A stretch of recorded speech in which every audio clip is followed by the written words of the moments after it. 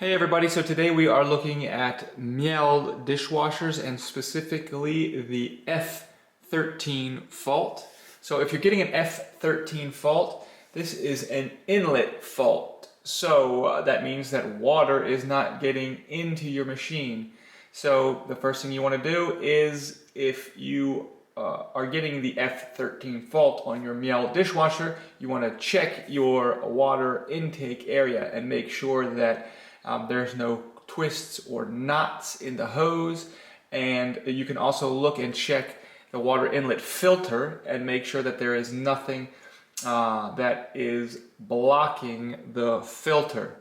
So that's it. That's what to do if you have a F13 fault. That's a water intake fault on your Miele dishwasher.